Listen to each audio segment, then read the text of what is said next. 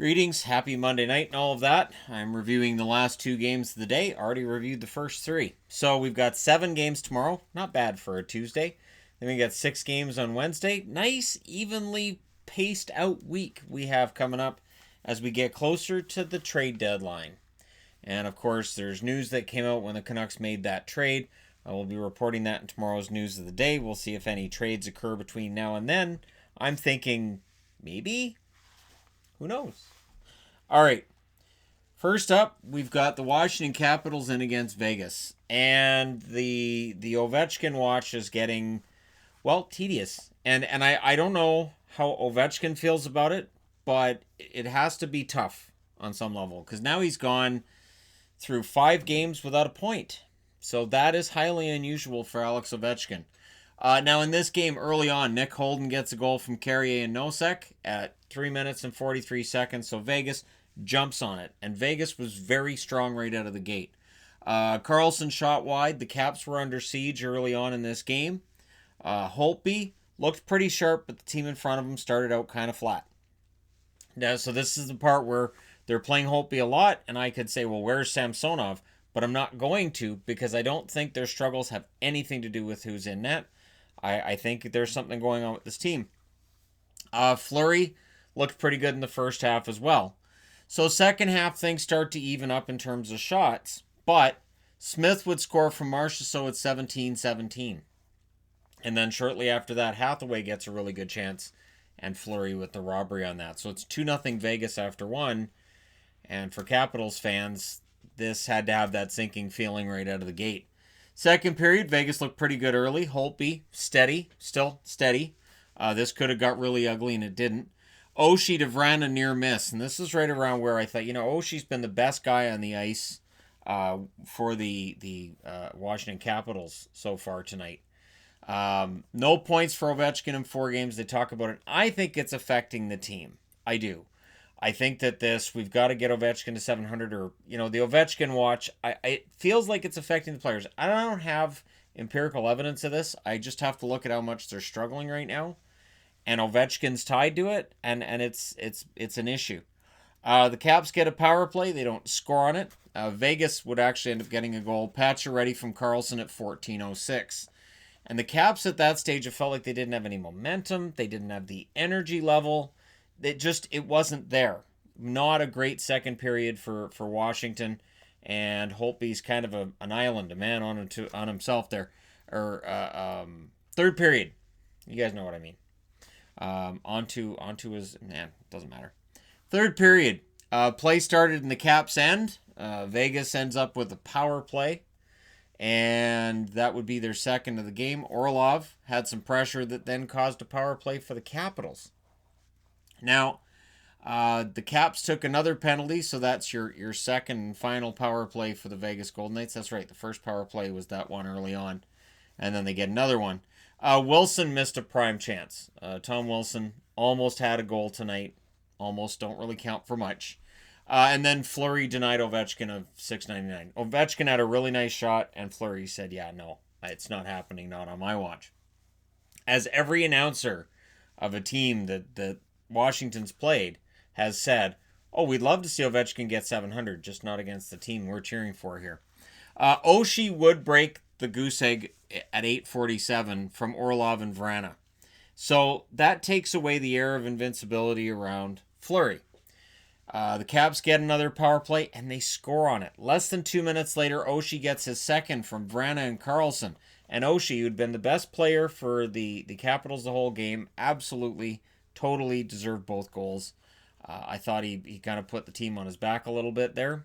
So, guy with the last name starting with O scores 2 goals today. It's not the one you think. It ends up being Oshie. The Caps pushed for the tie with 7 minutes left. They were absolutely in this until they weren't. Vegas, it felt like, was just holding on. And then the goalie pull happens with 1.5 minutes left. But Vegas did very well to keep the puck to the outside. Fleury didn't break. And your final score is 3-2 in favor of the Golden Knights. Holtby, 26 saves on 29 shots for him. Fleury saves 25 out of 27 at the other end. Pacioretty, Holden, and Oshie are your 3 stars. And, Washington, it's another loss. This is becoming problematic. We'll get into the standings after I talk about these games. Shots are 15-12 in favor of Vegas in the first, 8-6 Vegas in the second. Like I said, only 6 shots in the second when they were behind 2-0, then 3-0. 9-6 in favor of the Capitals in the third when they woke up. Final shots 29-27 in favor of the Golden Knights. Washington goes 1 for 3 on the power play. Vegas goes 0 for 2. So Vegas is back to not getting very many power plays. Next up, Tampa. I didn't jinx them. See, this is the thing. Despite all evidence to the contrary, my videos don't have any kind of a power over what happens on the ice. The reality is most teams don't get beyond 10-game winning streaks because it's really hard to win that 11th game. And for Tampa tonight, I got to give them full marks. But let's pause here and talk about how well the Avalanche played after a couple of lackluster games. Now, they're not going to be happy with the overall result, but I need to make sure I've changed this over here. That one doesn't have an eraser, Shannon, so you can't, the cap doesn't erase. So there you go. The Avalanche come out on the short end, but, it could have been worse. This is game number 800 for Steven Stamkos. Congratulations, Stamkos, on your 800th game, and he would get on the board tonight. It's McElhinney versus Francouz, and if he'd expected that matchup, I'd be surprised. And yet, once Grubauer gets hurt, it's Francouz's net. And I thought Francouz played relatively well tonight. Save percentage doesn't do very well with that, though. Cirelli line was in charge of shutting down McKinnon tonight. They did as well as you can in terms of shutting down McKinnon. There was a power play for the Avs early on, and they made Tampa pay. Burakovsky scores from Rantanen and McKinnon at 4:49. It is very rare along this winning streak for the Tampa Bay Lightning that they find themselves behind at all. When I did the video yesterday on the 10-game winning streak, I was surprised at just how well these guys have been defending and just how often they've been scoring the first goal. And both of those things together will get you to a huge winning streak. The shots were 7-1 in favor of Colorado at 7 minutes. So definitely the Avs came out as the more ready team. Tampa Bay started evening up the shots. Francouz was solid. He also made a fantastic stop on Stamkos in that first period. And there was a last-minute power play for Tampa Bay, which would not be successful. And it's Tampa's only power play. So, for people following along, Tampa's power play continues to not be any kind of entity in this winning streak. Second period, Burakovsky had a break that just went wide. And, yeah, for Colorado, that's where the good news ends. Killorn scores from Palat and Cirelli at 4:54. Okay, we'll be fine as long as... Nope, Cameron Gauntz from the point gets a goal from Verhaeghe and Gord at 5 minutes and 10 seconds. You want an unsung hero? Cameron Gauntz. That's his first goal since March 24th of 2017. So it's been almost 3 years since Gauntz had a goal in the NHL.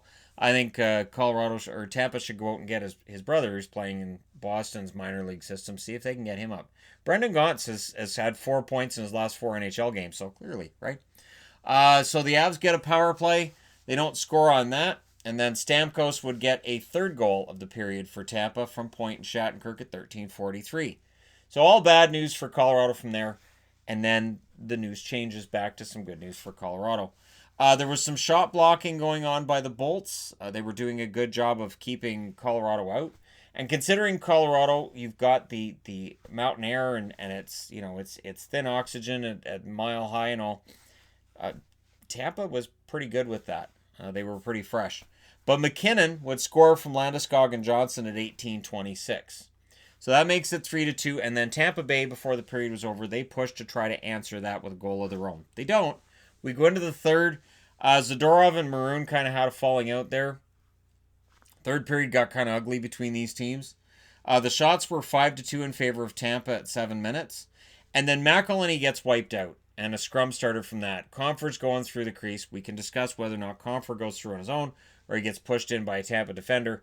The thing was McElhinney went just head over heels and it, he spun out and he kind of landed on his neck. And I thought his head kind of hit the ice. So I was surprised they had a trainer out there. Vasilevsky had his gear on ready to go in if he needed to. And McElhinney said, no, I'm fine. I was really surprised that a concussion spotter didn't pull him out of the game just to take a look at him because it was one of those plays where, with the force of the impact and with what happened, I was kind of surprised that they didn't take him out of the game, just as a surprise. So the Avalanche end up getting a power play soon after. Now, what's interesting about that is they get a power play and kind of a chintzy penalty, but they did give a 2-minute goalie interference call on Compher, and then they gave out 3 roughing minors after that, 2 on the Tampa Bay Lightning and 1 on Colorado. So that evened up the penalties, which didn't feel right, and it felt like the Avs got the next power play because it didn't feel right. After that power play had just ended, Nichushkin gets his 12th of the year from Makar and Landeskog at 12:43. So that ties it up. And the Avs, not done yet. They pushed for the lead, and it felt like the Bolts were out of gas. It did. At that point in the game, it felt like Tampa Bay might be out of gas. Things get kind of scrappy again at 14:30. What was funny about this was, and they showed the replay a few different times, where you've got a Tampa player trying to kind of run into McKinnon. Well, McKinnon sees him coming and is like, all right. So sets himself, and the player bounces off of him. And McKinnon was sort of ready to go if somebody had won. I thought McKinnon looked like he was ready to drop the gloves if he needed to. McKinnon very strong on his skates, and it was very evident in that play. The Avalanche would end up getting a power play out of all that scrappiness, which I was surprised by. I was like, really? You're going to call one penalty there? Can't we even it up? No, it's a slash? Okay. And again, the reason I say this is not because, I want to see a bunch of penalties called. It's just when it's 5.5 minutes left in the game. It's a tie game. And there's a scrum like that. You don't want to see a man advantage coming out of it that could end up deciding the game. It didn't, but I was surprised they didn't just even it up, take one from each team off the ice and just say, all right, now cool it down. So we go to overtime.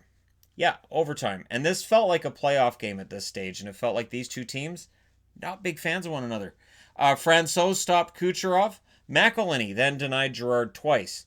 Now, the announcers, and I was watching the Tampa feed on this, the announcers are talking about how the Avalanche kept setting picks. Now, if you set picks well, it looks like you've accidentally tripped players in the team. Whoops, I accidentally interfered. As kind of what was going on there with Colorado, where they were knocking, like Stamkos got knocked down at one point, he wasn't happy about it, but you're not going to get that call in overtime. So, it's one of those things where I can understand people being upset, but they don't generally call that in overtime. And then Kucherov. Kucherov gets a breakaway, and then he puts the puck in the net. It went in so fast, and it jumped underneath that camera in the back of the net, and it was kind of hidden, so the red light didn't come on. And it was, remember the Stanley Cup when Patrick Kane knew it was in and nobody knew? That's what it felt like. So Kucherov gets a goal on a turnover, and Tampa Bay wins their 11th in a row. 4-3 is your final in favor of the Tampa Bay Lightning. They have won 11 in a row. In this 11-game winning streak, I think that's their 4th in overtime that they've won. It's been an impressive run. It really, really has. McElhinney saves 24 out of 27 and gets Vasilevsky an entire night off. Francouz saved 23 out of 27. Colorado does get the point. We'll get to that. Kucherov, McKinnon, and Stamkos are your 3 stars. Power plays, Tampa goes 0 for 1, as stated previously. Colorado goes 1 for 4. The shots were 10 apiece in the first period. So again, Tampa did pretty well, even when it looked like they might be gassed at different points in the game. 8-5 were the shots for Tampa in the second and the third. 9-7 in favor of the Avalanche. And in overtime, Colorado outshot Tampa Bay 3-2. Final shots, 27 each. So what did this do to the playoff picture? Well, Tampa Bay with the 2 points.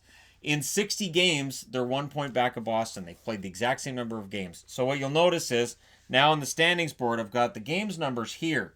And there's a reason I've got that there, because there are certain situations where teams have played a lot more games than anybody else. Here's an example. Florida, 59 games played, 68 points. Toronto, 60 games played, 70 points. That's only one game. You're right. The Canes are 1 point behind Philadelphia. They've got a game in hand. The Rangers, 58 points. They've got a game in hand on Philadelphia, 7 points back. Montreal, 61 games played. So the fact that they are 8 points behind Toronto for that third spot, they also have played one more game than Toronto. Now at the bottom of the board, I've got Detroit. They've got 32 points. I've got written down here 3 points. That is the magic number of points that have to be acquired by the number 2 wildcard or lost by Detroit in order to be eliminated from the playoffs. So I haven't decided whether or not I'm going to take teams off the board as they're eliminated from the playoffs or what I'll do. But yeah, Detroit's 3 points away from being eliminated from the playoffs, and they've got over 20 games left.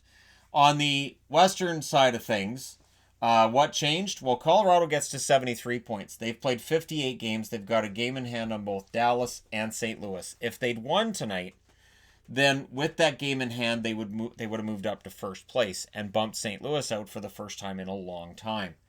On the Pacific side of things, the Oilers and Vegas both have 70 points. Edmonton's played 2 less games than Vegas. Vancouver's also played 2 less games than Vegas, and they're 1 point back. Calgary, with their win, 68 points, but they've played 61 games. Arizona, 68 points. They've played 62 games. Here's Nashville. They've got 65 points. They've only played 58 games. So they've played 4 less games than Arizona, 3 less games than Calgary. Calgary and Arizona need to keep winning and hope that Nashville has a change of their fortunes. And Winnipeg, 65 points in 60 games. They're 3 points back with 2 games in hand on Arizona, 3 points back of Calgary with 1 game in hand. This is not over. And Minnesota, for the record, they've got 4 games in hand as well on Arizona. They're 7 points back. So while the math gets dodgy when you get down to Minnesota, it's still possible. This is why Bill Guerin is not giving up. And Chicago, they've got 3 games in hand on Arizona. They're 8 points back. 8 points with only 23 games left. It's tricky. It's really hard to get there, but we'll see what happens.